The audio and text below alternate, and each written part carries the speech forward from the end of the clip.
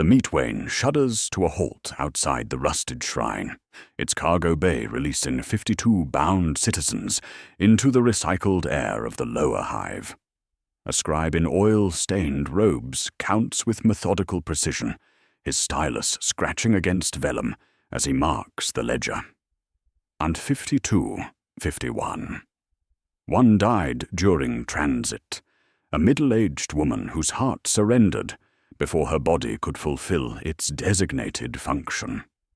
The notation goes into the shrinkage column, another decimal point in the mathematics of loss that governs this empire's darkest commerce. The shrine occupies a decommissioned water reclamation facility, its original purpose perverted into something far more sinister. Binding circles have been etched into ferrocrete floors with industrial precision, incorporating drainage channels that once carried purified water, but now await different fluids. The space functions as altar and factory floor simultaneously, where human suffering undergoes systematic processing according to established quotas and quality standards. Intake proceeds with the efficiency of any imperial production line. Attendants guide the surviving 51 toward designated positions, each placement calculated for optimal yield. The ritual follows documented procedures, not fevered improvisation, but methodical techniques refined through repetition. Fasting has been verified, markings aligned, mouths gagged to meter sound output. This is sacrifice as logistics, human resources extracted through organized violence, according to the same bureaucratic principles that govern grain tithes and munitions production across the Imperium. The blade waits on its altar, deliberately dulled through careful filing. This represents methodology, rather than mercy. Sharp edges end suffering too quickly, limiting the psi scent that draws attention from the immaterium. The weapon has been prepared according to specifications found in the Catechism of Cuts, a manual detailing proper technique for extending devotional agony while maintaining subject viability for prescribed durations. Each stroke must be measured, each wound calculated to produce maximum spiritual resonance. The scribe's skull-bound ledger contains more than simple tallies. Columns record quotas received from higher authorities, delivery schedules, quality assessments, loss projections. His entries follow the same administrative protocols that track promethium levies and body count requisitions throughout imperial space. The logic remains identical. Material input, compliance measurement, shortfall punishment. War somewhere demands these numbers, or perhaps a sorcerer's experiment, or a weather window in the warp. Demand always represents someone else's emergency. As the first cuts begin and screams rise in harmonized terror, the scribe notes something significant. One entry bears a small symbol, a mark resembling 1/10 of a circle, barely visible unless examined closely. This designation corresponds to a young woman clutching a burned ecclesiarchy primer, marked for special processing. While attendants collect blood in ceremonial bowls for the primary offering, the scribe quietly fills a small vial from the same source, marking it with the identical 10th share symbol before concealing it within his robes. This hidden tithe represents a parallel economy operating within the larger sacrifice structure. 10% of every offering disappears into unmarked accounts, creating reservoirs of spiritual currency that serve purposes beyond stated religious objectives. The scribe follows orders without questioning their source, but his ledger reveals the systematic nature of this secondary harvest. Someone, somewhere in the chain of command, has established quotas not just for divine altars, but for personal accumulation. The ritual reaches crescendo as scent thickens in the air, carrying metallic tastes that indicate successful contact with immaterium entities. Temperature drops, shadows move independently. Attendants increase chanting pace, following timetables that ensure optimal attention gathering while avoiding dangerous thresholds where invited entities might claim more than intended. Even blasphemy requires careful management. Final entries record output metrics, spiritual yield achieved, processing time elapsed, waste percentages, quality grades for different demographic segments. The scribe's handwriting remains steady despite the screaming, the unnatural cold, the whispered responses emerging from drainage channels themselves.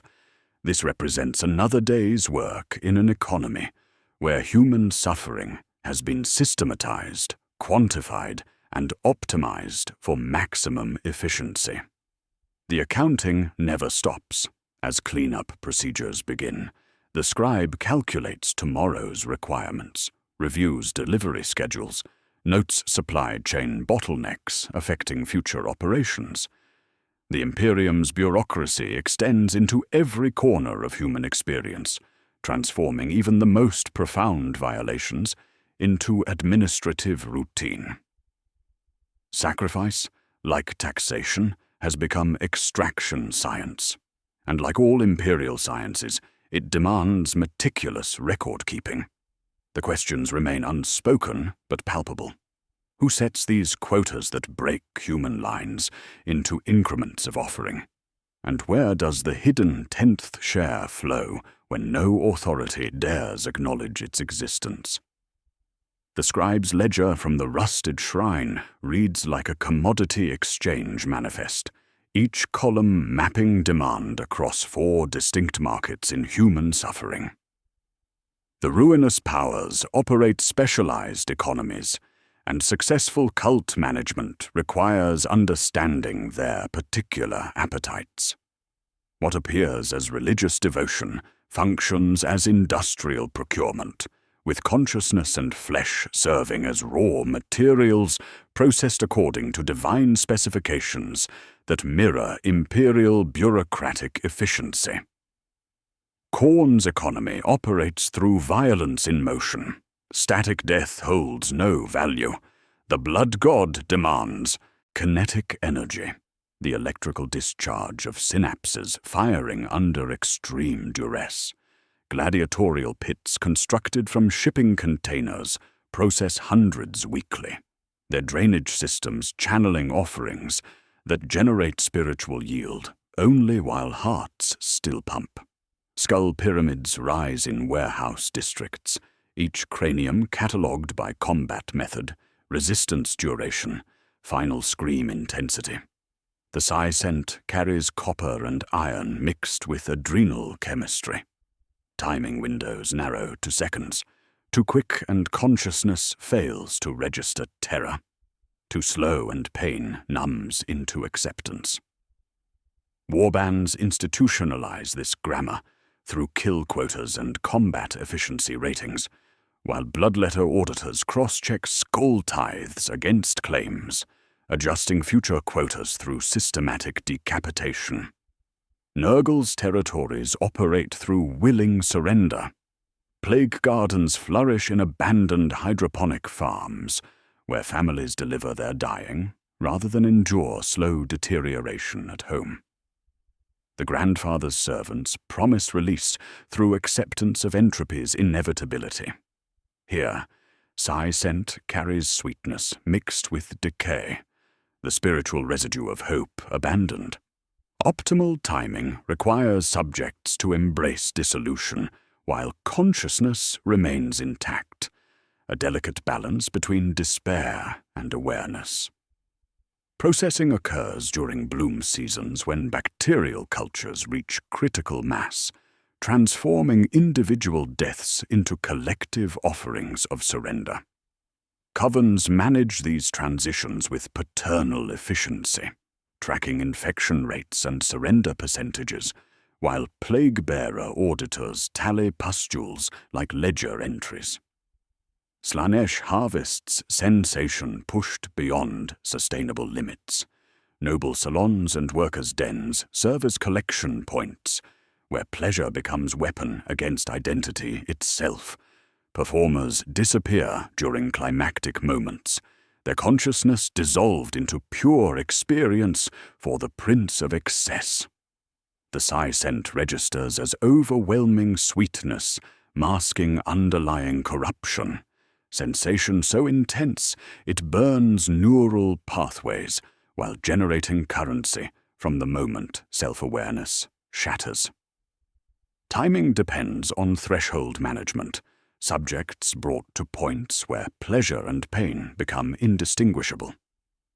Apostate cells regulate these processes with artistic precision, managing pleasure thresholds and identity dissolution metrics, while daemonet auditors fix tempo and correct flat offerings through calculated touch. Tzeentch operates through transformation of knowledge into power. Sorcerer workshops harvest tongues, eyes, and neural tissue from subjects possessing forbidden information or psychic potential.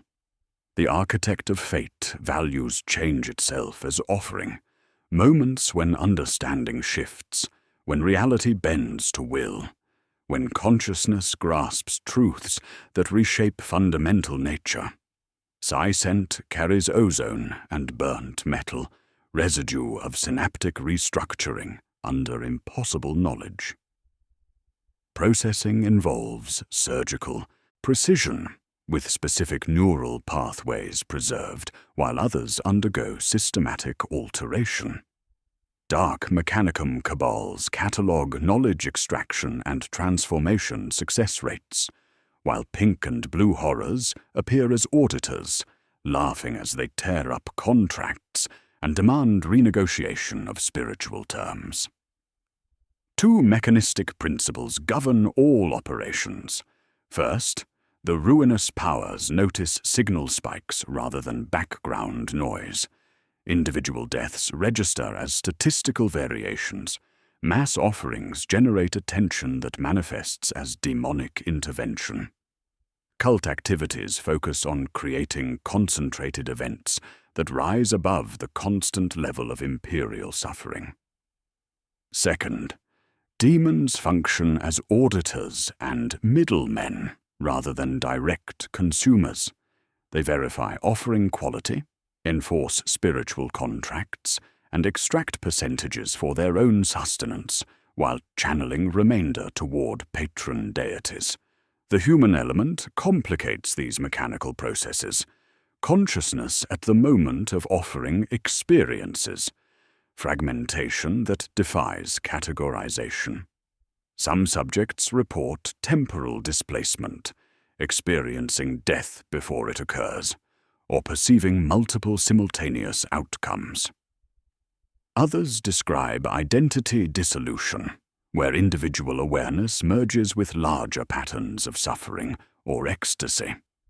A few demonstrate preservation of memory and personality even after physical destruction, suggesting consciousness itself becomes commodity in transactions between mortal and immaterial realms.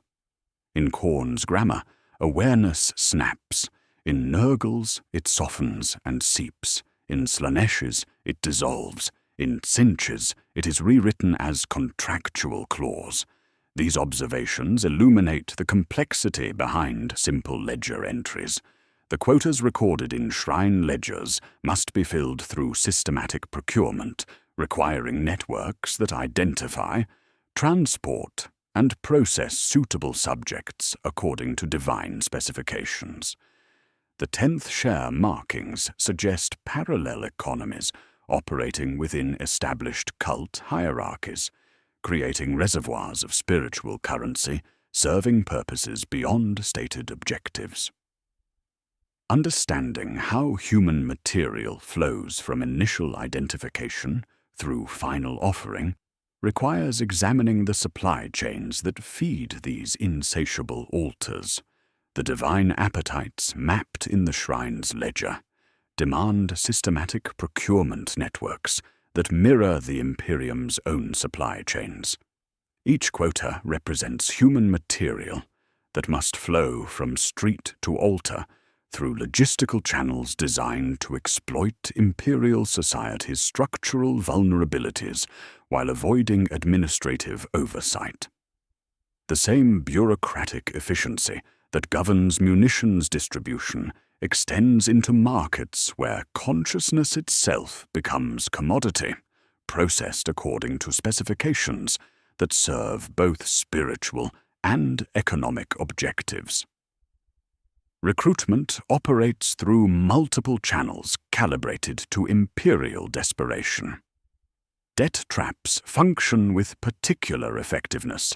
Minor infractions or unpaid food credit obligations create legal pretexts for seizure, with corrupt arbiters processing paperwork that redirects sentences from standard penal facilities toward cult processing centers.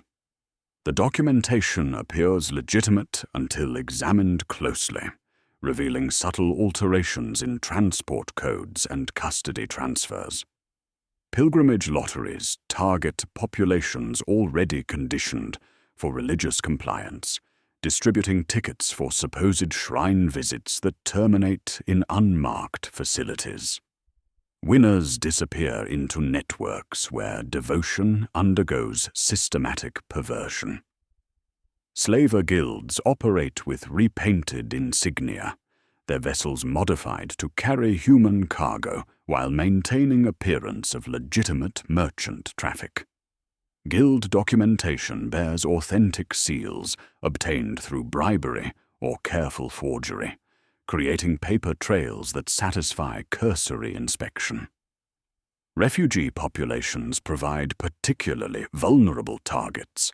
Families fleeing war zones trade children for passage to safer territories, unaware that transport contracts contain clauses transferring custody upon arrival.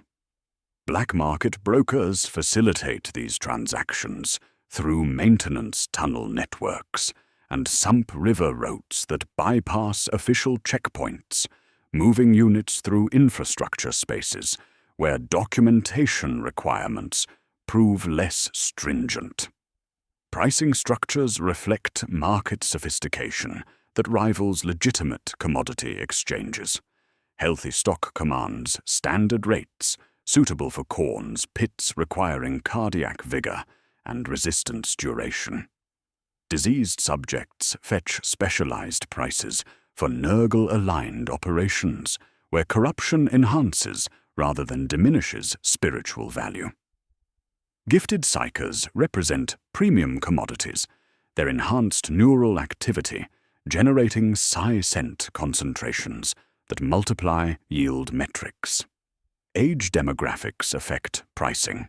Children for innocence-specific rituals, adults for durability requirements, elderly for surrender-focused offerings that serve Nurgle's entropy gardens. The logistics infrastructure demonstrates remarkable technical competence. Abjurant manacles incorporate false hexagrammatic wards that appear protective to casual observation, but actually enhance subject compliance through subtle psychic manipulation.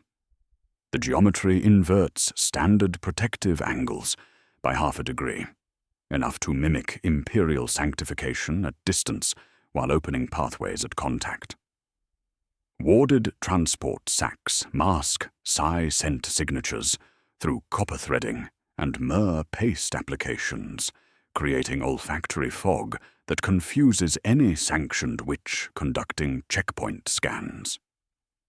Festival calendars coordinate activity spikes with legitimate celebrations, using crowd noise and increased transport activity to conceal irregular movement patterns.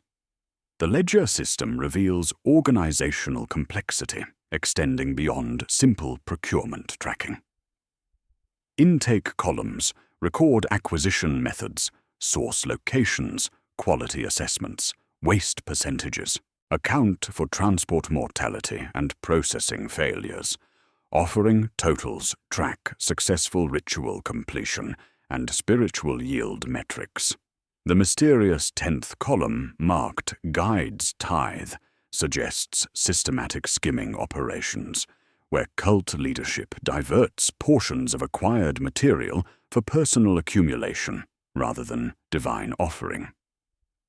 This represents economic incentive driving the entire enterprise, a shadow economy operating beneath the shadow economy.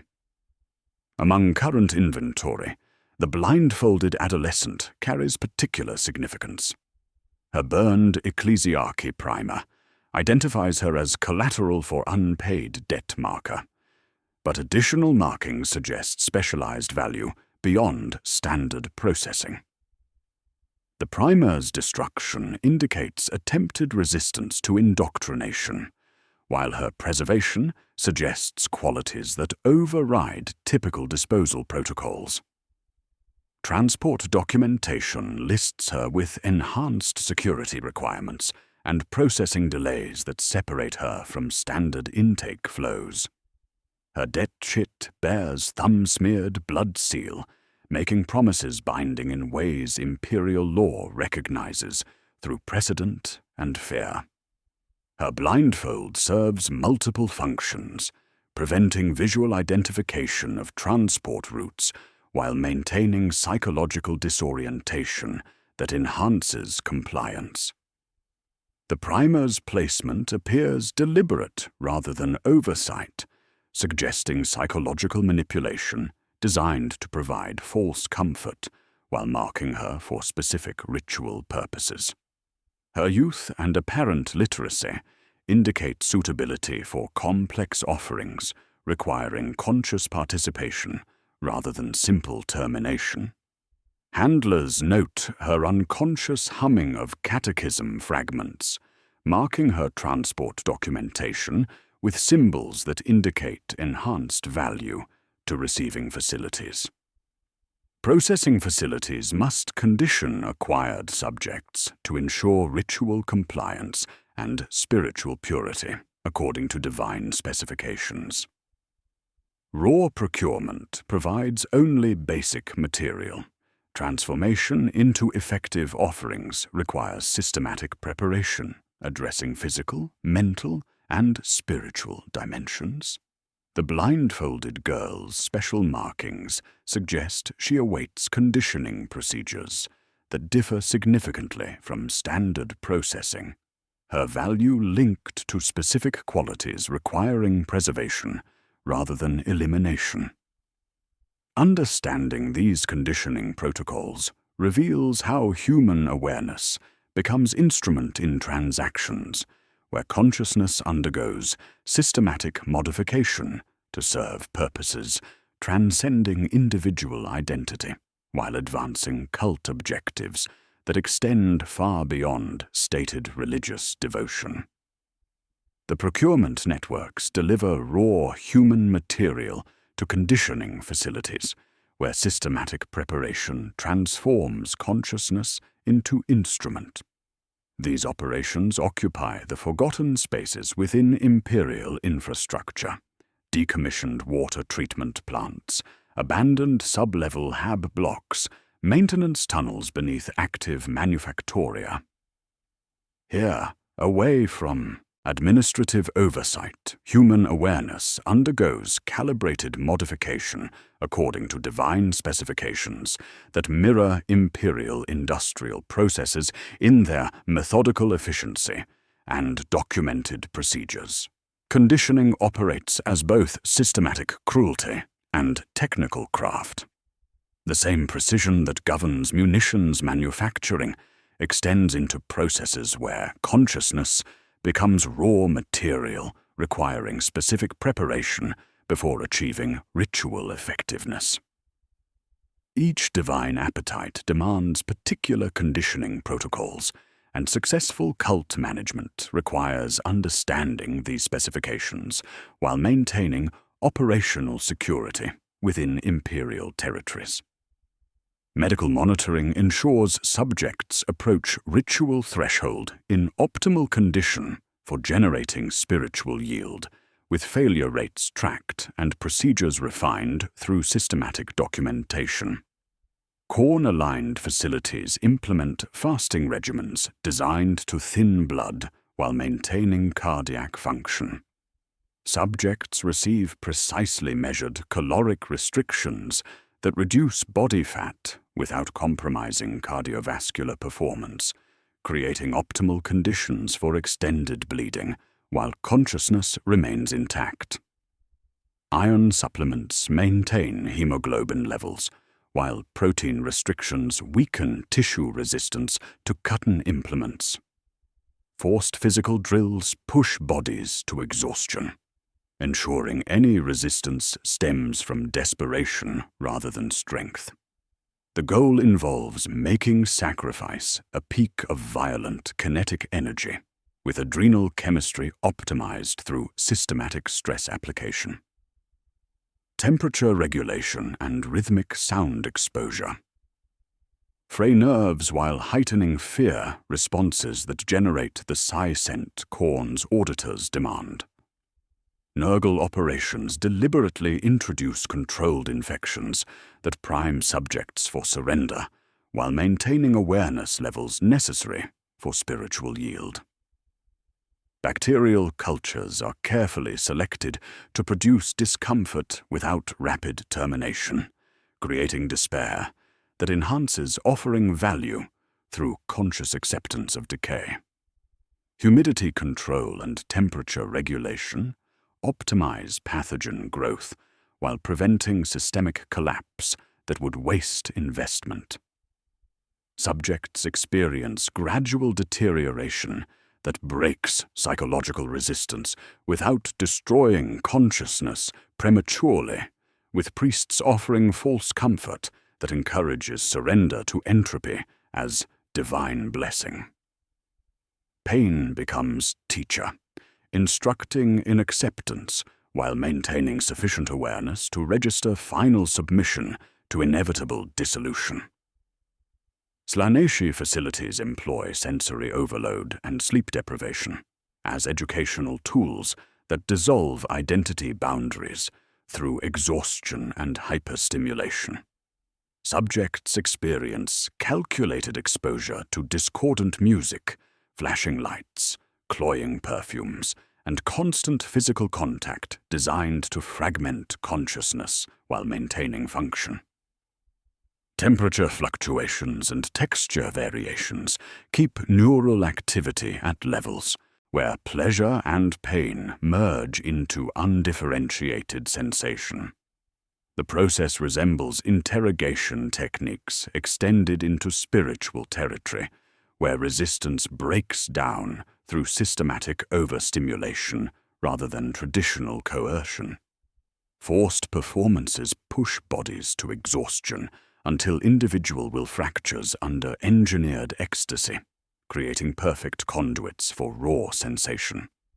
Tzeentchian conditioning transforms subjects into living keys through recitation and surgical modification.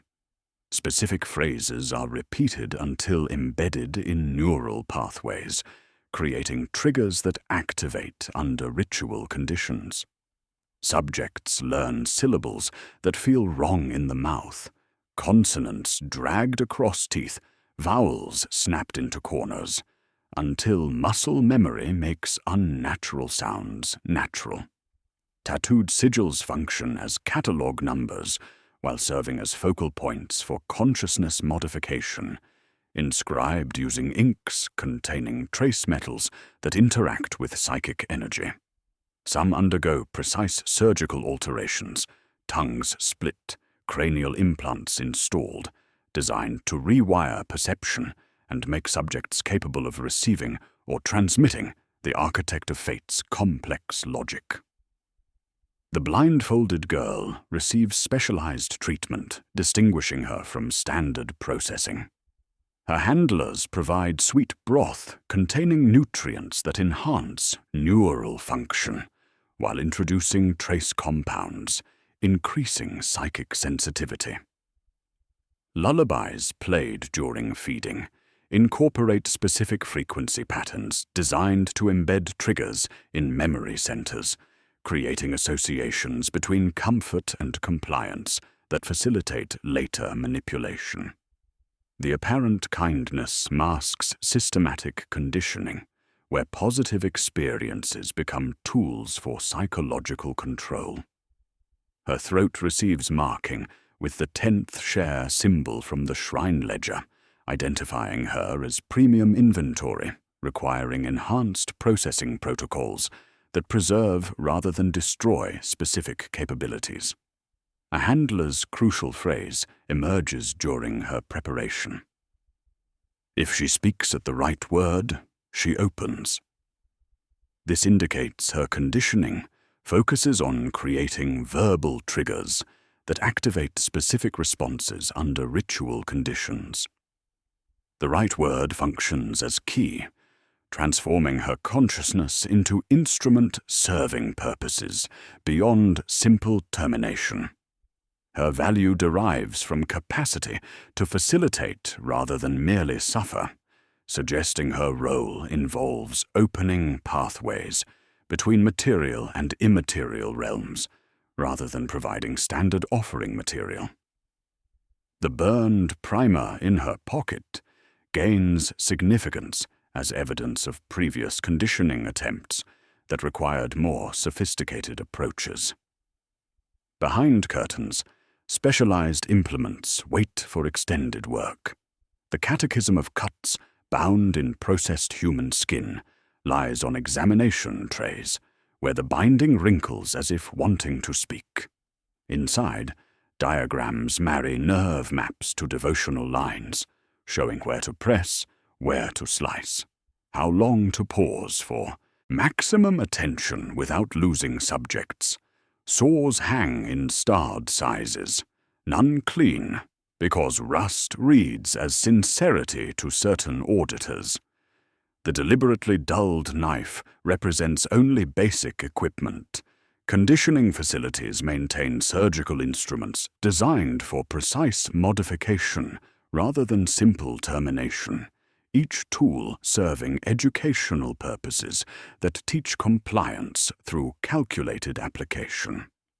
These operations demand concealment equal to their precision. Doors open where no doors should exist, between turbine access stairs and chapel storerooms, behind Medici dispensary autoclaves, under pilgrim hostel laundry chutes. Each threshold bears maintenance orders and devotional signage that provide administrative camouflage. Incense that calms subjects also masks operational odors, while lullabies serve as timing cues for shift changes. The systematic nature reveals industrial-scale, spiritual economy, where human consciousness undergoes modification to serve transcendent purposes, requiring integration with legitimate imperial systems, while avoiding detection through careful infrastructure exploitation and documentation falsification. The conditioning facilities channel their prepared human material toward sacrifice sites that demonstrate architectural sophistication, rivaling legitimate imperial construction. These locations emerge from systematic repurposing of existing infrastructure, their design reflecting both spiritual requirements and operational security needs. The same engineering principles governing imperial construction extend into spaces where architecture itself becomes instrument in transactions between mortal and immaterial realms, each site calibrated to serve divine appetites while maintaining administrative invisibility. Across hive cities, sacrifice sites occupy forgotten capacities within imperial infrastructure. Plague gardens flourish in abandoned hydroponic farms, where nutrient trellises become gallows for wet banners, irrigation misters tuned to feverish humidity that optimizes bacterial cultivation alongside human despair. The geometry remains agricultural: rows, drains, quotas. Only the crop has changed from lettuce to surrender.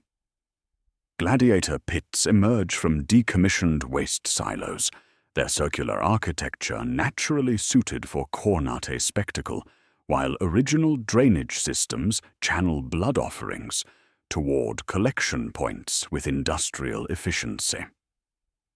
Velvet salons masquerading as trade guilds serve Slaanesh operations in noble districts, their luxurious appointments concealing preparation chambers where sensation becomes weapon against identity. Membership tiers experience like ration books: bronze admits touch, silver grants loss of name at the door, gold purchases dissolution. The rooms themselves function as instruments, with scent diffusers sleeved into ventilation work, and mirrors ground to fractional curves that lengthen faces into masks. Dark mechanicum operations aboard merchant vessels transform cargo holds into floating temples where Tzeentchian experimentation proceeds beyond planetary jurisdiction. Their VAT-based processing systems disguised by legitimate shipping manifests. The maintenance cathedral in Spire K98 represents architectural sophistication that exemplifies this systematic approach. This decommissioned turbine hall underwent re-engineering that preserved industrial functionality, while incorporating blasphemous modifications serving as primary sacrifice site for regional cult operations. The immense circular floor still bears scars of heavy machinery, but now serves as ritual dais, while overhead catwalks receive welded hymnals that rattle when air movers start, turning prayer into constant percussion. Coolant basins underwent precision reboring to slope toward gratings, feeding manifolds of blood gutters, their capacity calculations optimized for processing multiple subjects simultaneously while maintaining hydraulic efficiency throughout extended ritual sequences. The original turbine hub provides acoustic chambers where screams undergo harmonic amplification, while vox psalms, broadcast through modified atmospheric systems, carry subsonic frequencies designed to induce psychological compliance. The audio engineering incorporates imperial hymnal melodies, altered through frequency modulation, that bypasses conscious recognition while triggering fear responses at neurological levels. Practical invisibility operates through systematic corruption of imperial administrative systems. Bribed hab wardens provide false maintenance reports explaining unusual activity patterns while directing official inspections away from operational areas. Falsified maintenance orders create paper trails, justifying equipment modifications and personnel access, with documentation bearing authentic seals obtained through blackmail or careful forgery. Servitors with surgically removed eyes perform cleaning and maintenance functions without creating witness testimony, their memory cores wiped after each operational cycle to prevent information recovery. Defensive architecture incorporates false hexagrammatic wards that mimic imperial protective designs while serving opposite functions. The geometric patterns appear orthodox when viewed from standard inspection distances, but incorporate subtle inversions, half-degree angle alterations that open rather than seal pathways to immaterial influence. These modifications require technical expertise equivalent to sanctioned imperial engineering, suggesting cult operations benefit from trained personnel with legitimate architectural credentials and access to official design specifications. Behind maintenance veils, operational schedules reveal systematic planning extending beyond individual ritual events. The document marked Eightfold Ascension indicates coordinated activities spanning multiple operational cycles, with timing calculations incorporating warp weather patterns and planetary alignments affecting immaterium accessibility. Resource allocation charts detail human material requirements, equipment specifications, and personnel assignments for activities requiring unprecedented scale and coordination among regional cult networks. The blindfolded girl's chalk mark appears on structural walls throughout the facility, a countdown sequence tracking days remaining until her scheduled processing. 4 strokes, then 3, then 2, with thumb-dragged erasure marking progression toward 0. The marks demonstrate systematic planning, treating individual consciousness as component in larger operational framework. Her conditioning timeline coordinated to achieve optimal effectiveness during planned ritual sequences. Her special markings indicate integration into Eightfold Ascension activities, suggesting her role extends beyond standard offering into functions requiring preserved awareness and specialized preparation. The spire's structural modifications generate low-frequency vibrations, penetrating surrounding hab blocks on scheduled operational days. Residents report persistent humming, disrupting sleep patterns and inducing anxiety responses, though official maintenance reports attribute these phenomena to turbine testing. The vibrations serve ritual purposes, creating harmonic resonance, enhancing immaterium accessibility, while conditioning surrounding populations for psychological compliance during major operational events. The infrastructure serves precise ritual grammar, requiring systematic examination of operational procedures that transform architectural spaces into instruments serving transcendent purposes through calculated application of human consciousness as raw material. The architectural sophistication of sites like Spire K98's Maintenance Cathedral serves systematic ritual procedures that transform human consciousness through methodical application of spiritual technology. These operations follow documented process flows, mirroring imperial manufacturing protocols in their precision and efficiency.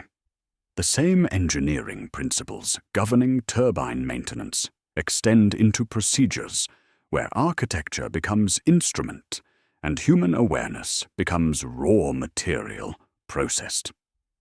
According to specifications, ensuring optimal yield while minimizing operational risk.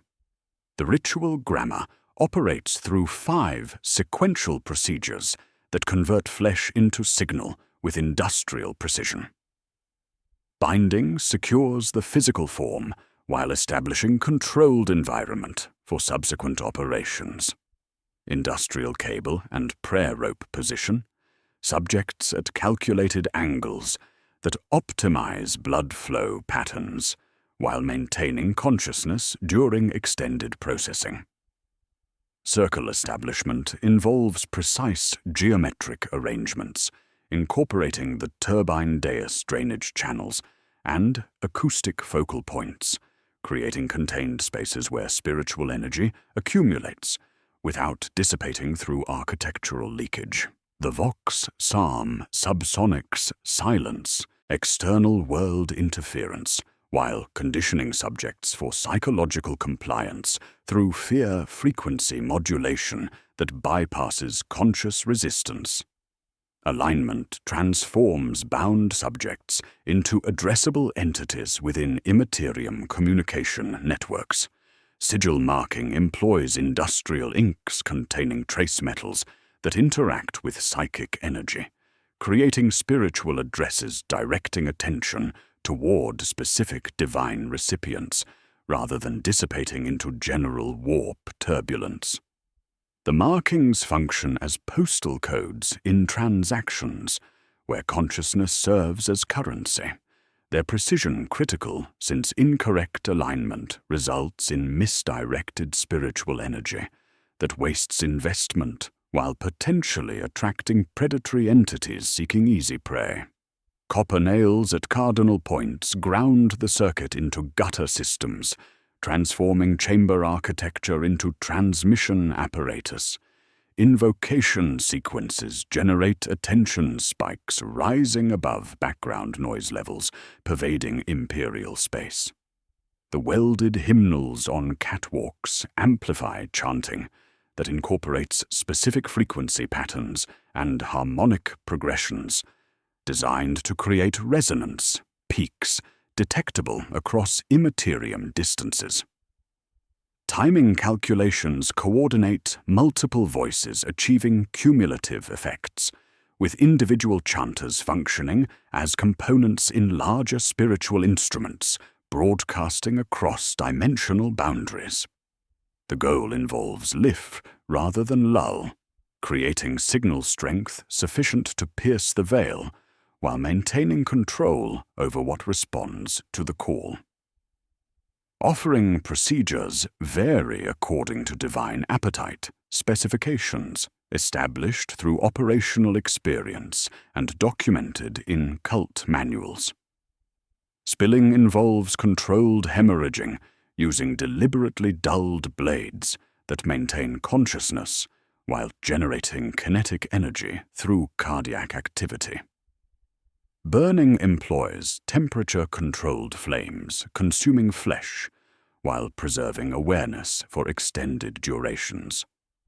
Severing utilizes precision cutting, separating anatomical components while keeping neural pathways functional. Overwhelming applies sensory bombardment, dissolving identity boundaries without terminating consciousness prematurely. Each method requires technical expertise equivalent to imperial surgical procedures, with saws waiting behind curtains for extended work requiring systematic tissue removal. Confirmation protocols verify successful attention manifestation through observable environmental changes, indicating immaterium influence. Temperature shifts register through calibrated monitoring during ritual sequences. Metallic tastes indicate atmospheric contamination by otherworldly substances bleeding through dimensional barriers. Insect behavior modifications suggest reality distortion affecting local ecosystems. New colors appearing in visual spectrum demonstrate successful breach of physical laws governing normal perception.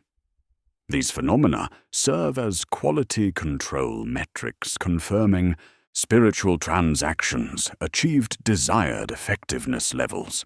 Failure modes require systematic cataloging to prevent operational losses and personnel casualties. Attention dissipation occurs when invocation procedures fail to generate sufficient signal strength, resulting in energy waste as fear heat without achieving spiritual contact. Wrong attention manifests when predator demons detect offerings before intended recipients, claiming more material than contracted while providing no reciprocal benefits. Excessive attention creates breach events, where dimensional barriers collapse under overwhelming spiritual pressure, allowing uncontrolled entity manifestation, threatening operational security and personnel survival through reality hemorrhage. Control mechanisms rest with sorcerer personnel, functioning as project managers in spiritual transactions requiring precise coordination and resource allocation. These individuals meter pain application, maintaining optimal consciousness levels while preventing premature termination through shock or cardiac failure. Chant timing requires expertise, ensuring harmonic relationships achieve desired resonance without creating dangerous interference patterns. Crucially, sorcerers determine what portion of generated spiritual energy flows toward intended divine recipients versus personal accumulation through 10th share siphoning, building individual power reserves through systematic fraud within the larger spiritual economy. The planned mass ritual at Spire K98 represents scaling these procedures to unprecedented levels, requiring coordination among multiple cult cells and precise timing with external factors. Warp weather windows provide optimal conditions for immaterium accessibility during specific temporal periods when dimensional barriers weaken. Citywide blackout drills create administrative cover for unusual power consumption while preventing civilian interference with operational security. The blindfolded girl appears in documentation listed as vessel rather than standard offering material, her conditioning timeline coordinated with eightfold ascension scheduling, positioning her as critical component, facilitating rather than providing sacrifice through verbal triggers embedded during preparation procedures. When industrial-scale blood economy meets systematic spiritual harvesting, someone must survive to tally the cost in ledgers that never balance. The ritual grammar established at Spire K98 achieves its most brutal expression through Khorne's economic doctrine, where violence alone generates spiritual value and accounting becomes sacrament. The blood god's economy operates on principles of kinetic energy. Static death holds no currency, demanding instead the electrical discharge of synapses firing under systematic duress. This represents spiritual capitalism, where human motion transforms into divine attention through organized violence, each heartbeat measured against quotas that mirror imperial grain tithes in their bureaucratic precision.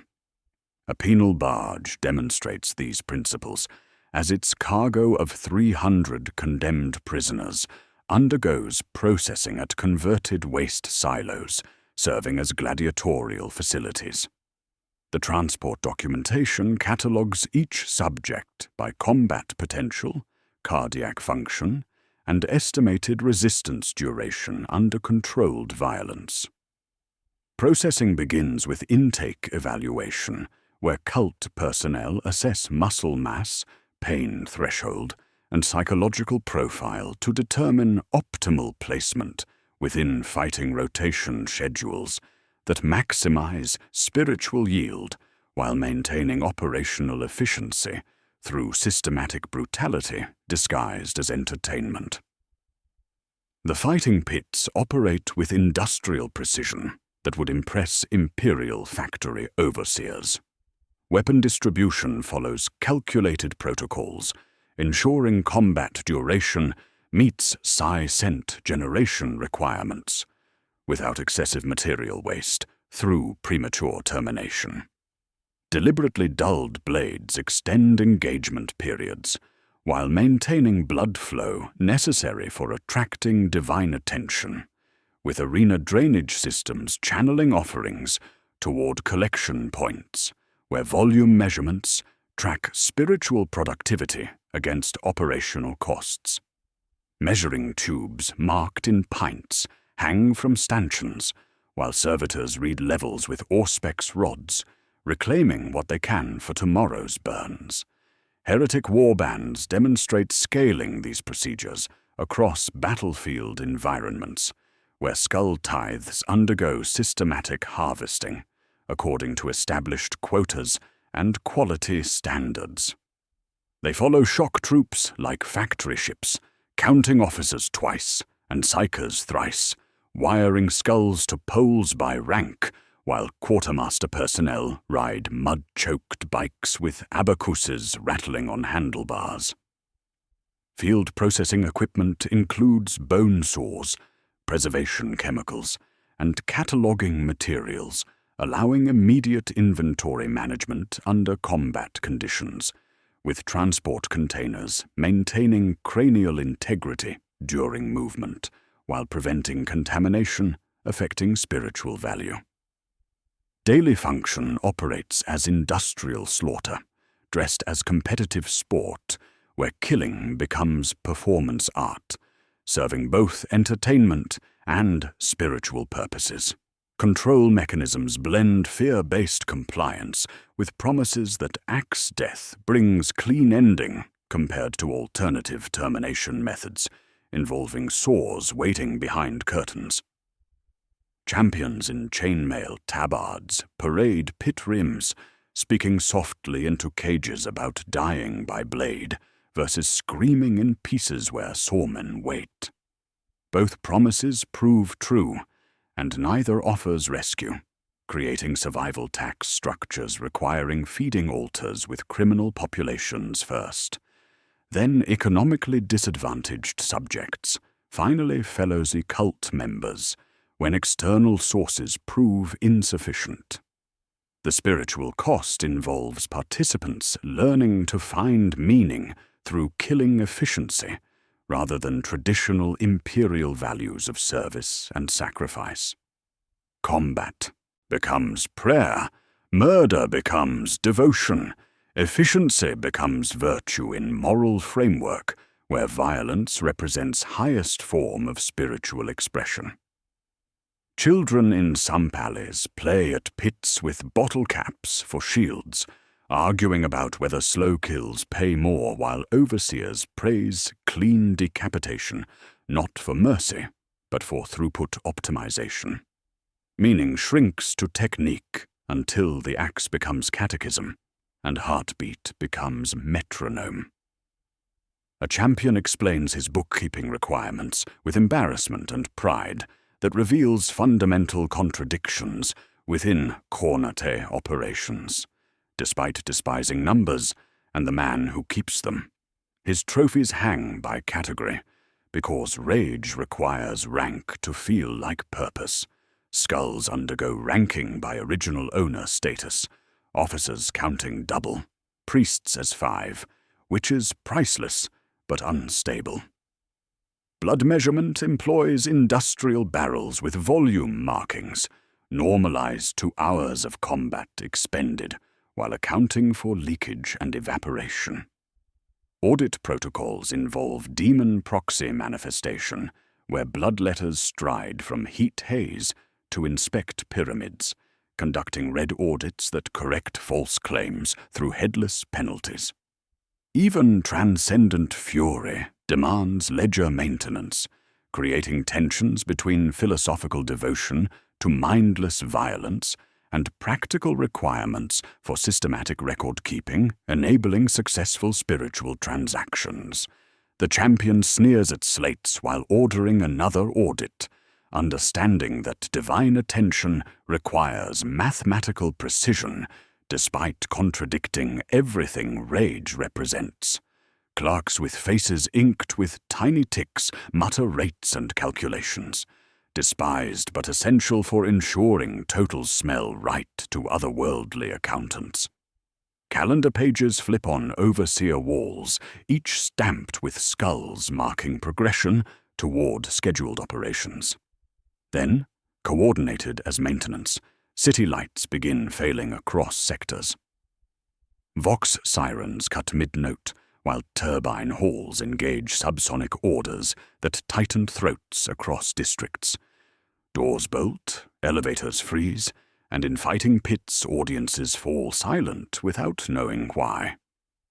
When entire cities become altars and thousands bleed simultaneously, residents experience what condemned feel, motion without exit, while someone, somewhere, caps vials and opens ledgers to final columns awaiting tonight's unprecedented harvest.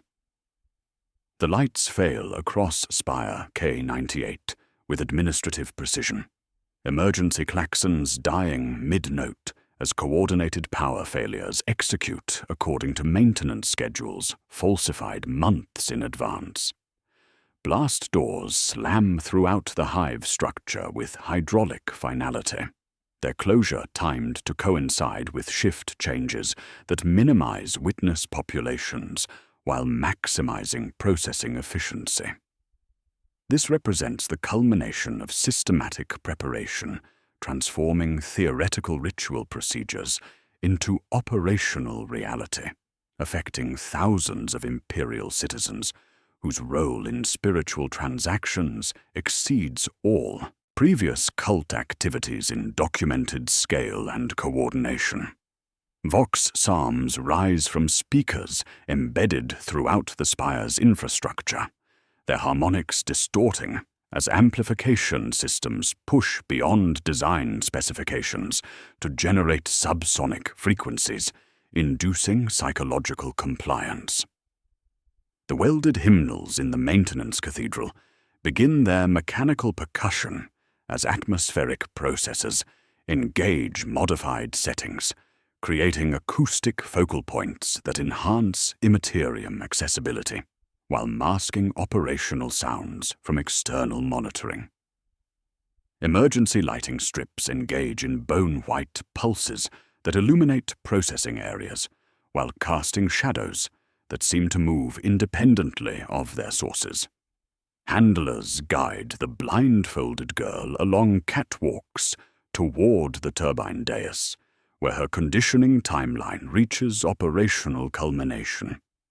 Her breath fogs in air that has grown suddenly cold, metallic taste indicating atmospheric changes preceding dimensional breach. The prayer rope brushes her wrists before tightening with practiced efficiency, while industrial cable secures her ankles to positioning hardware installed during architectural modifications.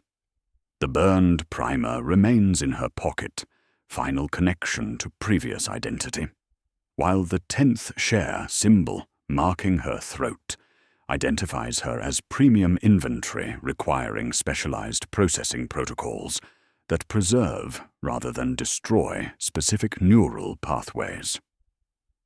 2 corridors away, an arbitrator examines a welded bulkhead with methodical precision, counting ammunition while reviewing suicide protocols.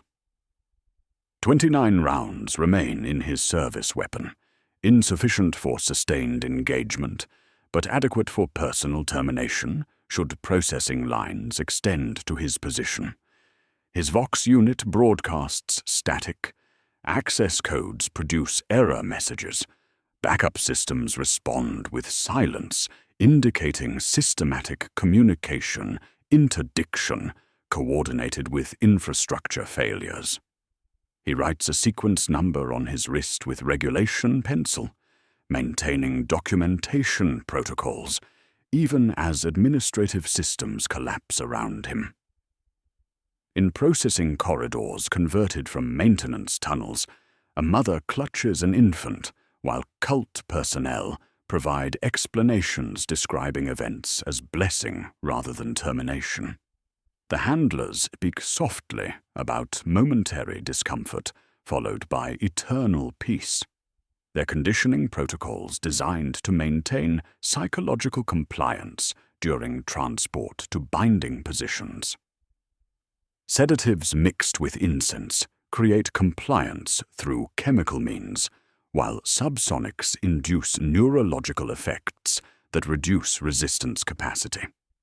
The infant's crying provides additional spiritual yield through innocence-based psi-scent generation, its distress contributing to atmospheric conditions, facilitating otherworldly attention. At the turbine dais focal point, the sorcerer uncorks vials marked with 10th share symbols, consuming accumulated spiritual currency extracted through systematic fraud. During decades of cult operations, each vial contains concentrated essence representing hundreds of previous offerings, personal power reserves, built through careful siphoning from communal sacrifices. His consumption triggers physical transformation as stolen spiritual energy reshapes flesh according to immaterium influences, muscles swelling, while perception opens to otherworldly frequencies, enabling ritual control over escalating breach conditions. Ritual scaling achieves exponential proportions through coordinated activities, spanning multiple sites throughout the spire structure.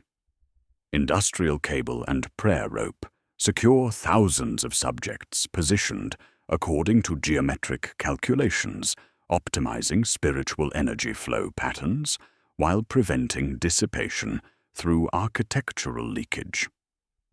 Sigils painted in machine oil and blood create addressing systems, directing attention toward specific divine recipients.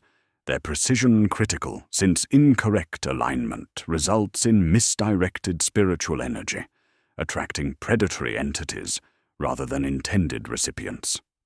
The scope transforms entire population centers into sacrifice material serving transcendent purposes through systematic application of human consciousness as raw material. The critical moment arrives as handlers position the blindfolded girl at the turbine dais center point, where chalk circles focus dimensional stress. They whisper the embedded trigger phrase, syllables that feel wrong in human throats, consonants dragged across teeth until muscle memory makes unnatural sounds natural. She repeats the right word without understanding its significance, her voice carrying frequency patterns that interact with architectural modifications, creating resonance cascade throughout the facility. Reality responds immediately as gravity fluctuations cause debris to orbit in impossible patterns, while temperature variations create thermal gradients, visible as heat distortion affecting atmospheric pressure throughout processing areas. The breach opens not gradually, but with sudden violence, dimensional barriers collapsing under systematic spiritual pressure, generated by coordinated sacrifice across multiple sites. Copper and fruit scent floods atmospheric systems as the familiar metallic taste indicates successful breach initiation. Environmental changes confirming immaterium influence bleeding into material reality. Flies manifest first, impossibly large and moving with unnatural speed, followed by larger entities as breach parameters expand beyond designed specifications, creating uncontrolled manifestation, threatening operational security through reality hemorrhage. Demons arrive not as single gods' avatars, but as whatever entities detected the massive spiritual broadcast first, their manifestation indicating mixed attention rather than targeted divine intervention. Bloodletters stride through heat haze, while plague-bearers seep from drainage channels, their presence confirming that spectacular offerings attract predatory attention alongside intended recipients. The breach opens too wide, exceeding containment protocols, and creating entity manifestation that claims more material than contracted, while providing no reciprocal benefits to cult operations. The sorcerer consumes remaining vials in desperate attempt to maintain control over escalating breach conditions, his flesh swelling with stolen power, while consciousness fragments under otherworldly influence. His transformation represents both apotheosis and destruction, as mortal awareness dissolves into transcendent fury, serving purposes beyond individual identity, creating hybrid entity capable of channeling immense spiritual energy, but lacking human limitations, preventing dangerous overextension. His enhanced form burns incandescent as accumulated power exceeds mortal capacity for containment. The arbitrator's final decision echoes through welded corridors as he chooses termination through personal agency rather than systematic processing serving cult objectives. His death represents refusal to participate in spiritual transactions, where consciousness serves as currency, maintaining individual dignity through self-destruction while ammunition remains available. The shot punctuates screaming that has grown beyond human vocal capacity, a sound indicating reality distortion affecting basic physical laws governing atmospheric transmission. The blindfolded girl experiences dual sensation as human hands rest on shoulders while inhuman presence fills lungs with otherworldly substance that tastes of copper and overripe fruit, her perception fragments under dimensional stress, time dilating until seconds expand into subjective hours, while pain transforms into geometric patterns visible through closed eyes.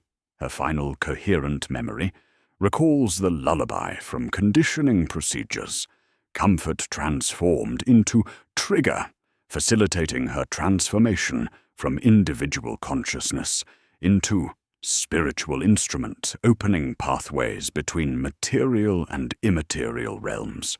The breach collapses after the sorcerer's enhanced form burns out under excessive spiritual pressure, his mortal components insufficient to channel unlimited otherworldly energy without systematic destruction. Reality reasserts physical laws, while dimensional barriers reseal, trapping manifested entities within material realm, while cutting connection to immaterium sources that enabled their manifestation. The turbine rotor completes one full revolution before grinding to halt, its movement indicating residual dimensional stress affecting mechanical systems throughout the facility. Emergency lighting reveals aftermath statistics that will require careful documentation in surviving administrative records. Hundreds lie dead throughout processing areas, their bodies positioned according to gravitational effects during reality distortion events. Thousands remain missing without conventional explanation, their absence suggesting passage through dimensional barriers during breach events rather than standard termination through physical violence. Condensation patterns on metal surfaces retain shapes suggesting human forms, while temperature variations indicate recent presence of entities no longer detectable through standard monitoring equipment. A single ledger survives flames consuming cult infrastructure, its skull-bound pages charred but legible where they document unprecedented spiritual transactions. The 10th column shows accumulated totals representing enormous spiritual currency extracted through systematic fraud, numbers indicating successful accumulation exceeding all previous cult activities, while raising fundamental questions about ultimate recipients of spiritual payments. The figures demonstrate that even transcendent horror requires meticulous accounting, with someone, somewhere, maintaining records of transactions where human consciousness serves as commodity in economies spanning dimensional boundaries. The spire hums with residual harmonics, wandering through corridors as blast doors unlock according to automated sequences, their reopening revealing processing areas empty of personnel, but retaining evidence of systematic operations. The questions embedded in surviving documentation illuminate the complexity behind spectacular ritual events. What constitutes success in immaterium economics when gods notice signal spikes rather than background noise? And what becomes of those who pass through dimensional barriers but do not experience conventional termination through physical destruction? The charred ledger recovered from Spire, K98's maintenance cathedral, reads like a map rather than a prayer book, its margins crowded with totals and annotations that snake between columns, while the ink-marking 10th share percentages remains unfaded, as if the page refused to surrender its arithmetic. What these records illuminate is not devotion, but conversion, revealing sacrifice as systematic transformation of human consciousness into attention currency operating according to exchange rates governing immaterium commerce. The massive breach event did not fail for lack of faith, but because too many hands skimmed from the stream they opened, creating accountability crisis where accumulated fraud became visible through unprecedented scale. The ruinous powers function not as direct consumers of blood and flesh, but as attention-weighting entities, evaluating spiritual broadcasts according to pattern recognition and scale assessment.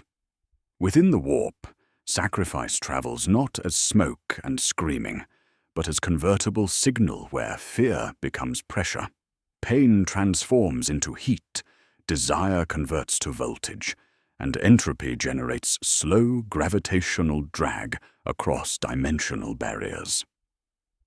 Gods notice signal spikes rising above background noise levels pervading imperial space, with individual deaths registering as statistical variations, while mass offerings generate attention manifesting as daemonic intervention. Each emotion carries distinct psi-scent, unique energetic signatures that resonate with specific divine appetites requiring precise calibration for optimal yield. Technical terminology from warp navigation provides vocabulary for mapping these transactions with bureaucratic precision. Soul weight measures consciousness density affecting conversion rates between mortal awareness and immaterial currency, with higher grade subjects commanding premium exchange values in spiritual markets. Drift loss accounts for energy dissipation during transmission across warp distances, requiring overcapacity calculations, ensuring sufficient signal strength reaches intended recipients despite atmospheric interference. Slack tide describes brief windows when immaterium turbulence calms sufficiently for clean transmission, explaining why K98 timed its blackout to coincide with optimal warp weather conditions, enhancing dimensional accessibility. Between altar and god operate middlemen, functioning as tax farmers and auditors in spiritual transactions, requiring systematic verification and percentage extraction. Demons descend as enforcement agents, validating offering quality while rejecting poor-grade signal and extracting their cuts through violent collection protocols. Sorcerers operate as brokers, facilitating transactions between mortal and immaterial realms, while maintaining personal reserves through systematic embezzlement, mirroring imperial corruption in its bureaucratic sophistication. The 10th share system represents institutionalized fraud, where personal power gets leached from communal terror through accounting techniques, creating parallel economies serving individual advancement rather than stated religious objectives. The surviving ledger reveals massive leakage throughout spiritual supply chains, where much gets claimed locally, while less reaches greater powers intended as ultimate recipients. Payment ladders downward before climbing upward, with local predators extracting first cuts, supervisory demons claiming second shares, and only remainder rising toward transcendent entity whose names appear on cult banners. The K98 sorcerer's transformation demonstrated these principles through consumption of accumulated reserves representing decades of systematic siphoning, his enhanced form burning incandescent as stolen spiritual energy exceeded mortal capacity for otherworldly channeling. This analysis reframes understanding, by revealing spectacular altars as visible peaks rising above foundation structures, built from daily despair, pervading imperial civilization.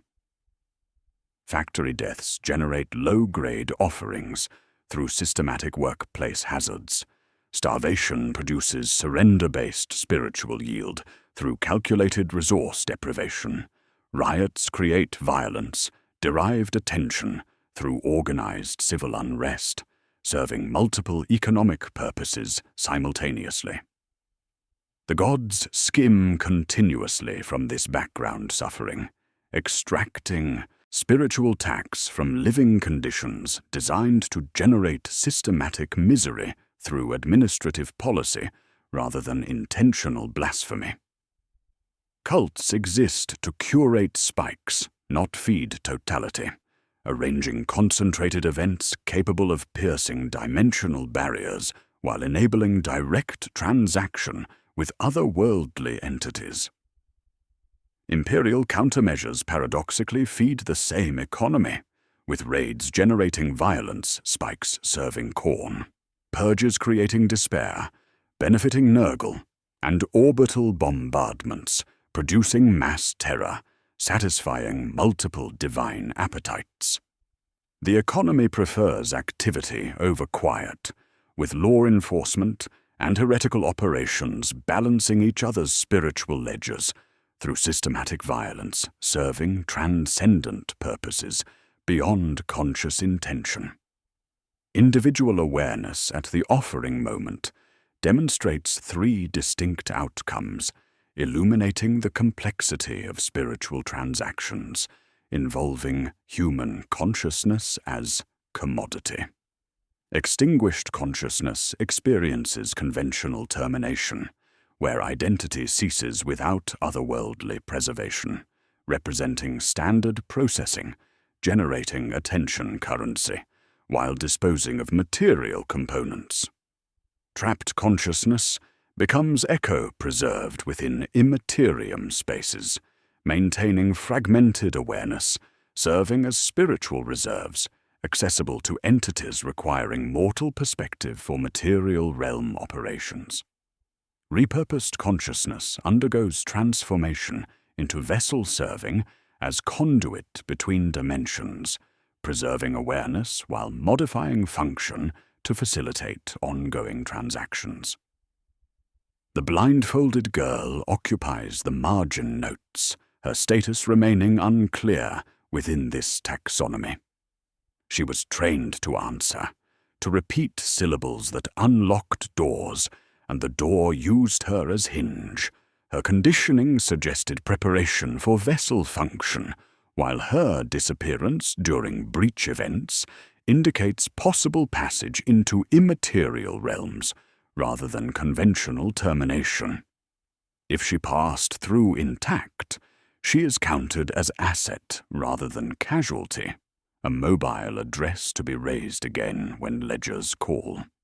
If she broke, there will be an echo somewhere in the warp's ductwork, a humming underthought, a lullaby that does not end. Success measures not divine satisfaction, but usable intervention coefficients, including manifestations, boons, and warp weather changes that can be steered toward practical objectives serving cult advancement through systematic exploitation of human desperation. Someone receives payment because something moves, creating fundamental questions about agency and coercion within spiritual transactions, where consciousness undergoes systematic modification, serving transcendent purposes beyond individual comprehension. In Plague Gardens, the movement proves slower, patient, sugar-tongued, where surrender gets structured as choice and mercy wears contracts while taking cuts. The spiritual economy revealed through K98's charred ledger extends beyond violent spikes into territories where surrender becomes offering through systematic cultivation of despair, masquerading as mercy. At the hive's edge, where decommissioned water treatment facilities discharge final waste into alkaline pools steaming in perpetual twilight. Nurgle's plague gardens operate according to patient economics that transform hope into resignation through institutional manipulation disguised as charitable hospice care, serving transcendent objectives through calculated kindness. The gardens occupy repurposed hydroponic farms, where original irrigation systems support modified functions optimized for bacterial cultivation alongside human despair. Families arrive carrying unwanted and terrified subjects on scrap stretchers, guided by painted signs reading "Gardens" in soft script that seems embarrassed by truth. Smoke from cookpits mingles with antiseptic tang, while priests in stained green robes welcome each arrival with laughter too warm for the air and ledgers too precise for chance, their intake procedures mimicking legitimate medical assessment, while cataloguing suffering for spiritual rather than healing purposes. Daily function operates through careful mimicry of hospice protocol, designed to transform individual suffering into collective surrender. Morning songs incorporate frequency patterns, inducing psychological compliance, while shared bread contains bacterial supplements, accelerating infection spread throughout subject populations. The apparent kindness masks systematic conditioning, where positive experiences become tools for spiritual manipulation, with scheduled medication, communal meals, and supervised rest creating appearance of legitimate treatment, while introducing pathogenic cultures optimized for despair generation rather than recovery. Control mechanisms operate through community ritual, transforming charity into spiritual transaction. Every hour bells ring and camps sing rounds that sound like lullabies until reaching lines about letting go, their melodies reinforcing acceptance of fate, while fence openings swing on well-oiled hinges, exits leading through corridors of barriers, back to starting points. Volunteers circulate with praise for bravery, and poems taped to posts, creating illusion of voluntary participation, while directing movement toward processing areas, where surrender undergoes systematic cultivation through false comfort and manufactured community belonging. The survival tax structure formalizes extraction through labor requirements and infectious exit protocols. Entry demands work detail assignments framed as community healing, but structured to exhaust resistance through latrines, washing, and carrying tasks. Departure requires infection, with priests calling fever stamps proof of bloom, while healthy carers discover exit requirements, involving infectious contact ensuring spiritual yield through conscious acceptance of contamination. The garden opens only inward, teaching which direction mercy points, while transforming relief into transaction measured in surrendered agency and biological integrity. Bloom days demonstrate peak harvesting, when bacterial cultures reach optimal thresholds for spiritual collection. Bodies undergo arrangement like seeds in cultivation rows, while oily benediction wind moves over processing areas, carrying sigh scent indicating successful attention generation, attracting Nurgle's otherworldly interest. Some subjects rise with new smiles, their consciousness repurposed as vessels serving transcendent objectives while maintaining appearance of successful treatment, creating hybrid entities, facilitating ongoing spiritual transactions through demonstration of apparent healing that recruits additional subjects seeking similar salvation. Spreadsheets exist behind devotional icons, where humidity stays high through deliberate design and windbreaks prevent air circulation. Water tastes floral because infusion reduces soreness while hiding mild sedatives, and jovial priests chart rates while weighing variables like contact density and cough tempo. Their hands linger kindly on trembling subjects while rehearsing acceptance with repeated lines until voices remember before throats do, creating systematic programming disguised as pastoral care. Many subjects choosing this path experienced systematic denial of treatment through clinic quotas, quarantine when district cordons contracted overnight, and deliberate misinformation about medicine availability, creating manufactured desperation that transforms coercion into apparent voluntary compliance. Administrative records reveal coordination between legitimate medical facilities and plague gardens, with rejected patients receiving referrals disguised as charitable assistance, while serving procurement objectives through institutional manipulation, exploiting imperial healthcare failures. Among attendants, a young woman hums familiar melody while ladling broth to subjects in various processing stages. The burned catechism charm, fused into dark glass at her wrist, identifies her as previous cult inventory, her survival indicating successful vessel transformation, rather than conventional termination during K-98's breach events. Her presence connects disparate operations through shared personnel moving between cult facilities, suggesting coordinated networks spanning multiple divine appetites while maintaining operational security through systematic integration with legitimate imperial infrastructure. The plague gardens reveal alternative approaches to consciousness, processing achieving spiritual objectives through apparent mercy rather than obvious brutality, proving particularly effective with subjects seeking escape from imperial hardship, whose desperation creates vulnerability to institutional manipulation.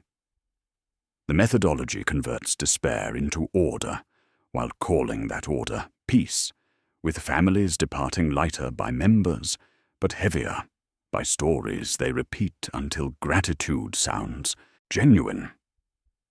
Where Nurgle cultivates surrender through systematic degradation, the thread pulls toward territories where Slaaneshi operations achieve compliance through overwhelming sensation packaged as transcendent art, raising fundamental questions about agency, when pleasure becomes policy, and sensation gets engineered into unlocking keys, serving purposes beyond individual comprehension. The girl with the burned catechism charm represents operational continuity between territories, where Nurgle cultivates surrender through manufactured desperation, and Slaanesh achieves compliance through manufactured consent. Where plague gardens transform hope into resignation by calling it mercy, Slaaneshi operations purchase agency by engineering its systematic dissolution through overwhelming sensation. The moral distance proves shorter than administrative records suggest, with both methodologies serving the same spiritual economy through alternative approaches to consciousness, processing that mirror imperial bureaucratic efficiency in their systematic sophistication. Noble salons occupy repurposed guild halls, where legitimate cultural associations provide administrative cover for activities requiring enhanced discretion and elevated social standing. The venues maintain appearance of exclusive artistic societies, while serving as processing centers, where sensation undergoes weaponization through carefully curated experiences. Membership operates through tiered access systems resembling ration distribution, with bronze admissions purchasing basic sensory exposure, silver memberships granting identity dissolution privileges, and gold patronage offering complete consciousness reconstruction through systematic pleasure application designed to fragment awareness while generating spiritual yield. Workers' dens demonstrate mass processing capabilities through entertainment venues occupying abandoned manufactoria, where original assembly lines receive modification for human rather than material processing. Touring performance troupes provide mobile operations extending reach across population centers while avoiding administrative oversight through legitimate artistic credentials and cultural documentation. The performances serve dual functions, entertaining audiences while identifying subjects suitable for specialized processing through systematic observation of psychological responses to controlled stimulation patterns. Daily function operates through curated experience management, where every sensation receives calibration according to specifications, ensuring optimal consciousness modification without premature termination. Scent diffusers integrate with atmospheric systems, while contact protocols undergo rehearsal like industrial procedures, with performers balanced according to calculated ratios, optimizing risk, safety, and novelty exposure. Temperature regulation, acoustic tuning, and chemical supplementation create controlled environments where consciousness becomes malleable through systematic sensory bombardment, serving transcendent objectives through calculated pleasure application. Control mechanisms manage threshold progression with mathematical precision, promising enhanced experiences requiring graduated exposure to increasingly intense stimulation. More remains always promised next, creating perpetual yearning that transforms subjects into willing participants in their own processing. Safety protocols exist, but operate as calibrated instruments rather than genuine protection, effective within narrow parameters, while directing subjects toward processing zones where institutional preferences override individual agency. The methodology resembles addiction cultivation extended into spiritual territory, where dependency develops on sensation levels requiring continuous escalation until resistance fractures under engineered pleasure. The survival tax structure formalizes extraction through artistic patronage systems, where those seeking protection from imperial hardship trade creative capacity for apparent security ending in specialized processing facilities. Artisans surrender talent through contracts, transferring intellectual property alongside personal agency, their skills becoming instruments serving cult objectives, while consciousness undergoes systematic modification. A singer receives air filtration for family members, while signing performance guarantees, discovering duration requirements exceed vocal capacity. A dancer obtains medical treatment, finding contract flexibility clauses apply to schedule and anatomy simultaneously. Technical expertise governs sensory manipulation, achieving precision, equivalent to imperial engineering specifications. Acoustic technicians explain frequency modulation at 17 and 34 Hz, inducing vertigo and psychological receptivity, while light calibration at specific wavelengths reduces pain threshold while amplifying reported pleasure responses. Chord progressions function as keys triggering neural responses, facilitating otherworldly access to individual awareness, paralleling embedded word triggers from conditioning procedures, but employing harmonic rather than linguistic programming. The methodology transforms consciousness into mechanical locks requiring precise auditory combinations for systematic opening. Harvest nights demonstrate peak operational efficiency when performances achieve threshold levels, enabling consciousness collection through coordinated sensory bombardment. Performers ascend rigging according to choreographed sequences, while audience applause transforms into chanting incorporating frequency patterns, inducing psychological compliance throughout venue populations. Ropes receive pre-knotting according to specifications, ensuring proper suspension angles for extended processing, while maintaining consciousness during spiritual extraction. Some performers never descend, their awareness harvested through overwhelming sensation, while bodies remain suspended as demonstration, attracting additional subjects seeking transcendent experiences. The spiritual cost involves self-becoming hollowed through pursuit until individual identity transforms into instrument awaiting external manipulation.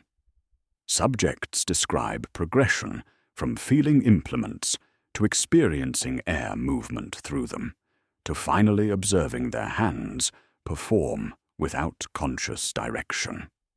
Identity dissolves into vacancy marketed as arrival, with consciousness fragmenting until awareness becomes room tone, requiring no individual presence for continued function.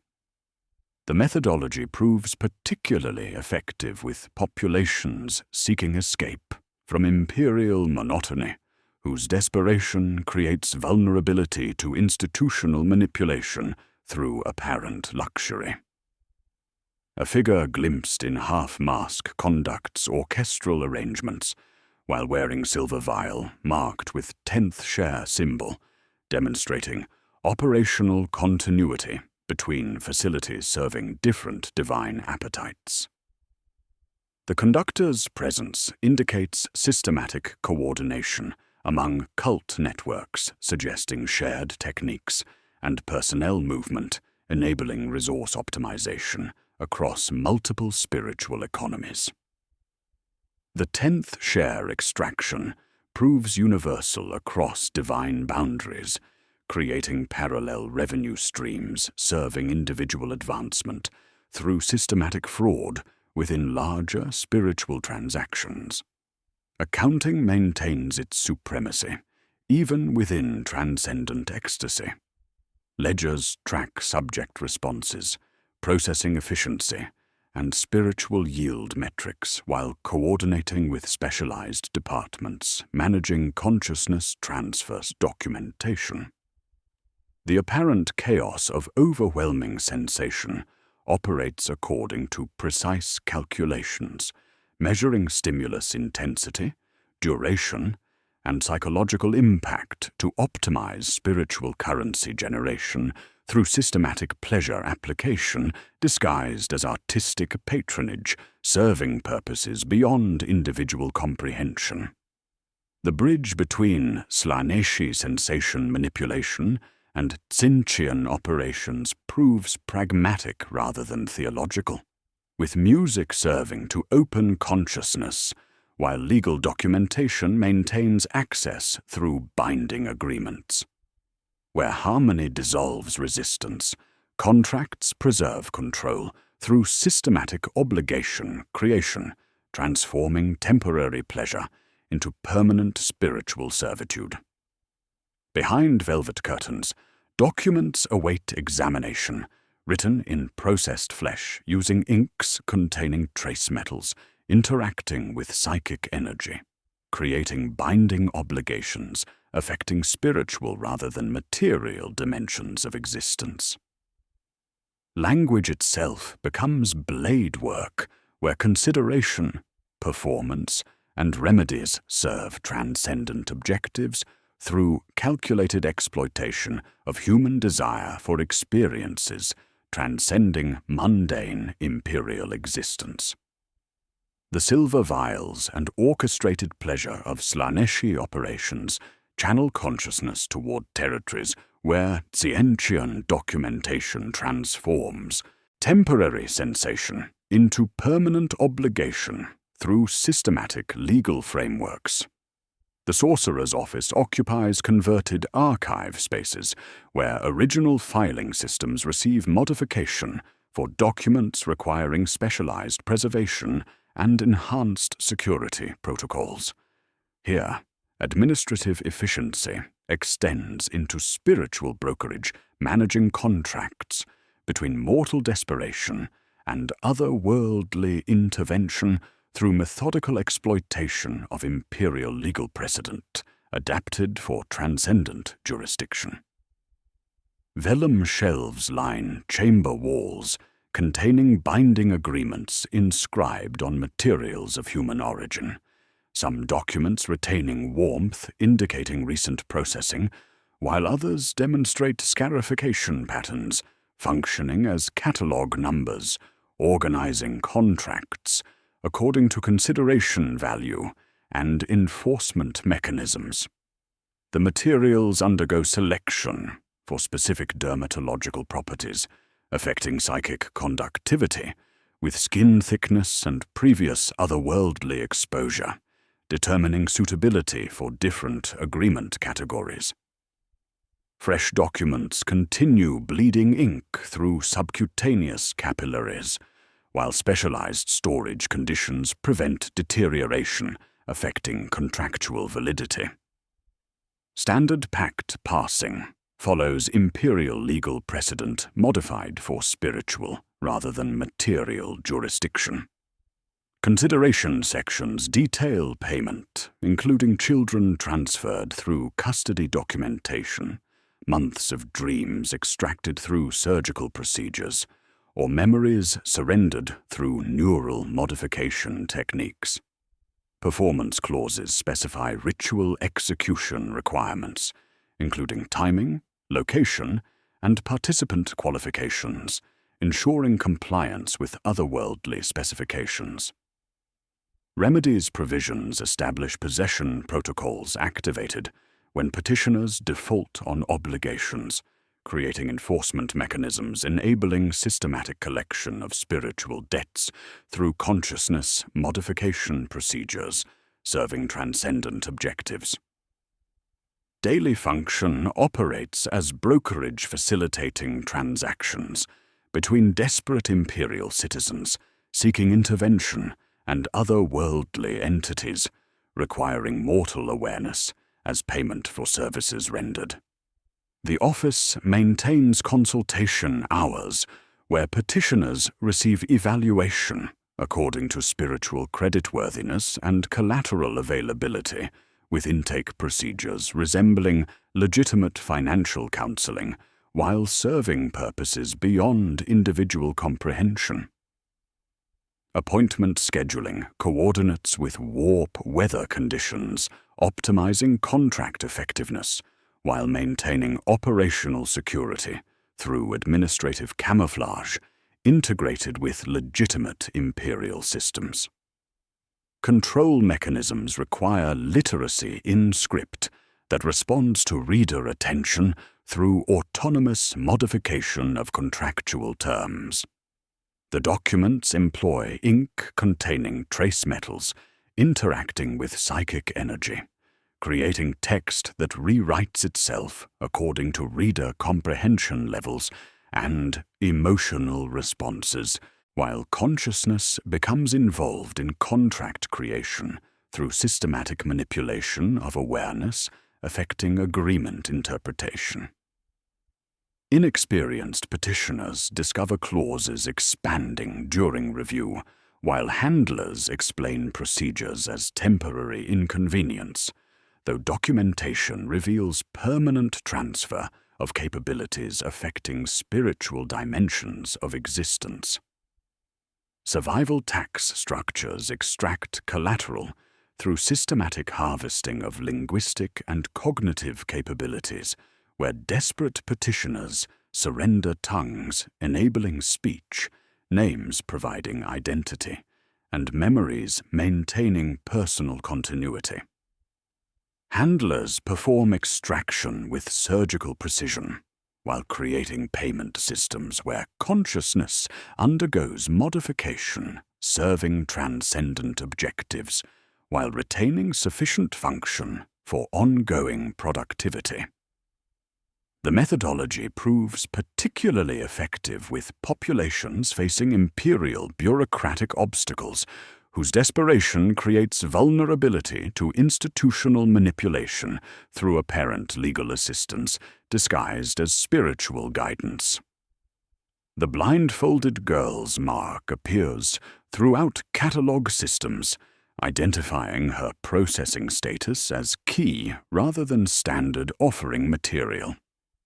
Her conditioning timeline coordinated with specialized preparation procedures, designed to create verbal triggers, facilitating otherworldly access through embedded neural programming.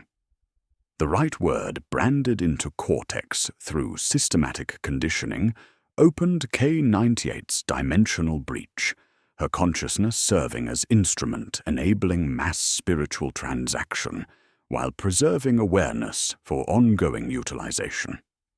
Her body underwent repurposing rather than destruction, with invoicing documentation, transferring custody to specialized accounts, managing vessel inventory rather than disposal protocols. Account reconciliation reveals systematic 10th share extraction flowing through brokerage operations into sorcerer metamorphosis funding, where accumulated power reserves enabled consciousness modification, serving transcendent purposes. Though the K-98 sorcerer burned during breach collapse, his financial obligations remain active through otherworldly accounting systems, continuing to process spiritual transactions beyond individual mortality, demonstrating institutional continuity, transcending personal destruction, while successor operations inherit account access and client relationships through estate management protocols, governing otherworldly inheritance procedures. The fundamental reframing emerges through contract volume analysis, revealing most rituals function not as grand offerings serving divine appetites, but as petty heists enabling middle management to siphon attention from human misery through systematic fraud, while gods remain largely indifferent until scale forces notice. Individual sorcerers extract spiritual currency through embezzlement, while spectacular events represent visible peaks of underlying economy, where countless minor transactions create accumulating pressure, requiring major release through coordinated activities serving personal advancement disguised as religious devotion.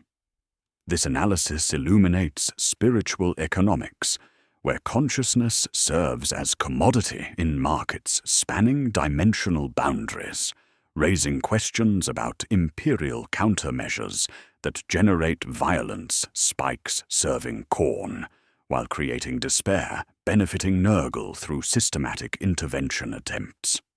Each enforcement action feeds the economy it seeks to interrupt, creating paradoxes where survival for the almost offered involves transformation into instruments serving purposes beyond rescue or damnation. The contracts written in processed flesh reveal systematic exploitation that extends beyond individual sorcerer operations into imperial countermeasures, designed to interrupt spiritual economies through violence that inevitably feeds the same otherworldly entities they seek to suppress. Each enforcement action generates attention spikes serving divine appetites, while creating additional despair through intervention attempts that mirror the very processes they officially condemn, transforming imperial authority into unwitting participant in transactions where human consciousness serves as currency spanning dimensional boundaries. Imperial remedies prove procedural and brutal in their systematic application across territories, where cult activity receives identification through administrative oversight and violent suppression. Ordo Hereticus audits descend with incense and warrants, their rosette-bearers moving like accountants rather than soldiers, reading walls and tasting air for resonances that linger after breach events. Acolytes extract data drives, while scribes scan soot patterns for heat shadows, indicating body placement during ritual activities. Every room becomes ledger requiring reconciliation. Every survivor a line item classified as witness, asset, or risk. The interrogation techniques generate fear-based spiritual yield, while creating documentation serving both enforcement and otherworldly attention purposes simultaneously. Ecclesiarchy purges follow with flame and procedure, their processions toppling altars, while reliquaries undergo hammer testing, proving contents inert. Preachers fill turbine halls with homilies about vigilance, while sacred oils stinking of promethium douse iron surfaces. Choirs sing until voices crack, as if volume could scour memory from architectural spaces. The method creates spectacle and terror, generating panic spikes for Khorne, while awe curdles into longing, satisfying Slaaneshi attention requirements through overwhelming sensation applied to civilian populations, witnessing enforcement activities. Arbitrators sweep underhalls in wedge formations, shock mauls ticking, while cells undergo systematic destruction through kinetic force, generating blood spikes serving Khornate attention requirements. A child found counting floor rivets disappears into custody without proper logging, his lips moving through numbers someone taught him. Exorcists kneel on cooled blood-chanting counter-litanies, while medici dress their split throats with salt gauze, their vocal damage creating physical offerings while generating acoustic frequencies designed to disrupt otherworldly influence through harmonic interference that proves partially effective within narrow parameters. Guard regiments establish quarantine rings where movement permits, and ration chits print on presses that yesterday ghosted festival calendars. Loudhailers urge calm while water receives chlorination, creating metallic sheen. The checkpoints become economies of favors where people mass against fences with obvious openings, finding themselves redirected by blue-jacketed stewards with polite hands and rehearsed smiles. The systematic deprivation creates surrender-based spiritual yield, benefiting Nurgle while preventing contagion spread through administrative efficiency, transforming medical necessity into inadvertent spiritual transaction. Exterminatus operations write zeros over ledgers through orbital bombardment, their orders transmitted in voices resembling filing clerks correcting digits. The sky brightens while spire shadows print on nearby slopes before disappearing into glass. From orbit, the yield appears clean, a solution clarifying budget and policy through planetary sterilization. The massive attention spikes prove detectable across warp distances, while eliminating evidence through systematic destruction that generates shock, heat, and emptiness, serving multiple divine appetites through bulk tribute delivery exceeding individual ritual effectiveness. The central contradiction emerges through analysis revealing each countermeasure, paying tribute to spiritual economies it seeks to interrupt. Violence generates Khornate currency through systematic force application during enforcement operations.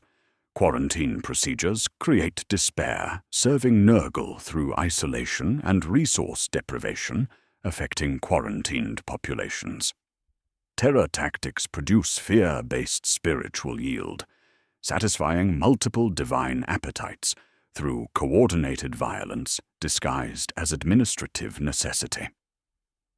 Imperial countermeasures function as involuntary cult activities, generating spiritual currency through enforcement procedures, mirroring the systematic processing they officially oppose. Functional hexagrammatic wards capable of interrupting otherworldly influence remain expensive and rare, requiring technical expertise and materials unavailable through standard Imperial supply chains, while demanding maintenance protocols exceeding typical administrative budgets. An engineer hammers genuine protective lattice using rare metals billed to failing hab ward, while across corridors someone paints identical patterns with lamp black on cheap plaster. One works through precise geometric calculations, creating dimensional barriers.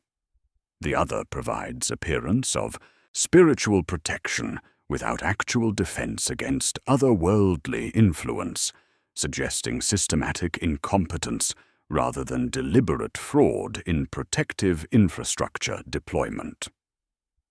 Survivor cataloging reveals diverse outcomes for individuals experiencing cult processing without conventional termination. Servitors constructed from invoiced but uncollected souls demonstrate consciousness preservation through systematic modification, their blank eyes and whispered half-words indicating awareness trapped within mechanical function while serving imperial productivity requirements. These hybrid entities repeat fragments like open and right word while performing maintenance duties, their vocalization suggesting embedded programming, persisting beyond physical modification. Others show possession signs, including temperature variations and behavioral modifications, indicating otherworldly influence affecting neural function. Most simply break under psychological pressure, their consciousness fragmenting without otherworldly preservation, creating conventional casualties requiring standard medical intervention. In the burned Spire Hall, where K-98's maintenance cathedral once operated, a servitor sweeps ash with methodical precision while wearing familiar charm constructed from burned catechism material fused into dark glass. The figure hums barely audible melody under cogitator wine, her movement patterns and vocal fragments suggesting successful vessel transformation of the blindfolded girl rather than conventional termination during breach events. Her presence indicates operational continuity, where individual consciousness undergoes repurposing, serving imperial productivity, while maintaining otherworldly functionality through systematic modification, preserving awareness for dual utilization. The investigation returns to opening imagery as the scribe's skull-bound ledger lies recovered from rubble, spine split, and corners charred. Pages listing names crack with heat damage, while the 10th column, showing accumulated spiritual currency, remains near pristine, as if fire recognized what required preservation. The surviving documentation demonstrates institutional priorities, where financial records receive protection exceeding personnel safety considerations. Early investigative loops receive resolution, revealing quotas established by human sorcerers, creating fear markets rather than divine mandate, with gods noticing only when volume forces attention through signal spikes rising above background imperial suffering. The fundamental pattern illuminates most cult activity, as middle management extracting spiritual currency through systematic fraud, while divine entities remain largely indifferent, until spectacular events demand direct intervention. The economy operates through countless minor transactions, creating accumulating pressure, requiring periodic release through coordinated activities serving personal advancement, disguised as religious devotion. Individual sorcerers function as entrepreneurs in markets where human consciousness serves as commodity, their accounting systems persisting beyond individual destruction through institutional continuity, enabling operational replacement despite enforcement interruption. The turbine hum returns before lights fully restore. An unmarked transport rolls past carrying tarpaulin-covered cargo, while no one waits, and someone always does. A clerk on folding chair marks boxes as subjects descend ramps, ink drying as wrists receive binding. The administrative cycle continues without pause, suggesting systematic resilience, transcending individual facility destruction through institutional redundancy, maintaining operational continuity across enforcement actions. Under both chaos and those fighting it, human lives function as instruments serving purposes beyond individual comprehension, while accounting systems maintain records of transactions spanning material and immaterial realms. The ledgers never balance because extraction occurs at every level, but numbers continue flowing through channels carved by desperation and maintained through systematic exploitation of imperial structural vulnerabilities. Accounting never sleeps because someone must tally cost when consciousness serves as currency in economies where individual awareness becomes commodity in markets operating beneath administrative oversight, while serving transcendent objectives through calculated application of human suffering, disguised as religious devotion, enforcement necessity, or administrative efficiency.